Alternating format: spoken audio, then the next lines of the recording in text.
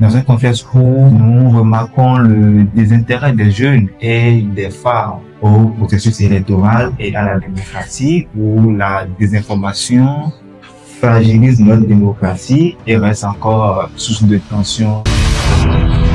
Agora électorale se veut être un cadre de réflexion, un cadre de réveil citoyen, un cadre d'échange, d'écoute, de dialogue, de co-construction citoyenne entre citoyens, organisations de la société civile et institutions étatiques. Mais comment faire connaître nos aspirations en tant que jeunes si nous ne nous engageons pas? Le vote est une arme. Fort heureusement, c'est une arme non létale. C'est une arme plutôt vitale qui vivifie notre démocratie et il est important que nous puissions en user à excès. Je voudrais vous encourager à cela. La citoyenneté active dépasse la simple possession de droits civiques. Elle implique l'usage conscient et engagé de ces droits pour influencer la société. Dans une démocratie, les citoyens actifs jouent aussi un rôle de vigilance.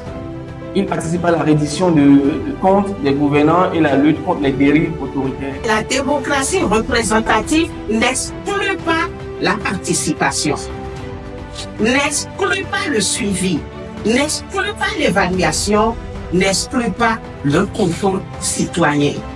Et d'ailleurs, les élections constituent un enjeu si capital qu'on ne peut pas les laisser s'organiser et gérer que par nos dirigeants.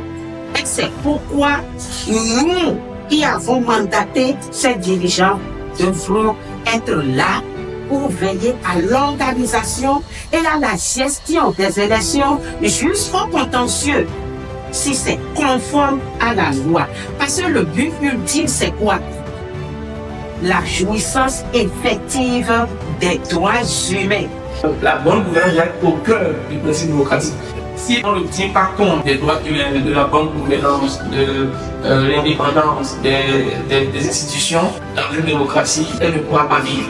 Est-ce que si les libertés publiques n'étaient pas encadrées, le Bénin serait à ce niveau de développement? Pourquoi Internet viole les droits humains, viole la liberté d'expression, le droit à l'information des populations, et ça également le processus démocratique.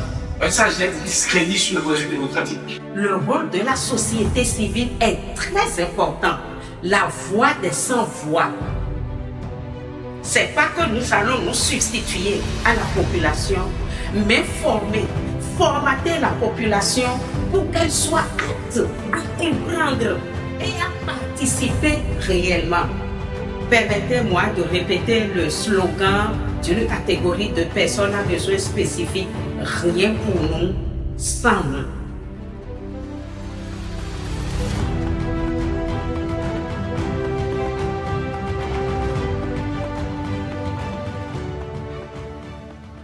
Aujourd'hui, nous faisons le lancement de notre projet dénommé Agora électorale, placé sur le thème élection et participation citoyenne. Et ce projet vise à promouvoir le renforcement et la participation active des jeunes et des femmes au processus électoral. Il est important pour nous de continuer à faire la discussion autour de la participation citoyenne et de la citoyenneté active. Qu'est-ce que les jeunes doivent faire pour consolider la démocratie béninoise? Donc autour de cette discussion-là, nous avons partagé quelques bonnes pratiques, ce que les jeunes devraient faire, ce qui a marché ailleurs, ce qui a marché ici aussi chez nous par le passé. En quoi la démocratie est importante pour le Béninois et la Béninoise, en quoi il est important pour nous de préserver la démocratie. Ce matin, nous avons assisté à une séance de formation, je vais dire, qui nous a permis de mieux comprendre comment en tant que jeune on peut s'engager pendant les périodes électorales. Et j'avoue que j'ai beaucoup appris de cette séance de formation, m'a permis de comprendre les petits détails en tant que jeune, quand est-ce qu'il faut agir, avec quel acteur, avec quel posture, quel manteau il faut agir pour ne pas entraver le processus électoral et pour ne pas quand même enfreindre les lois.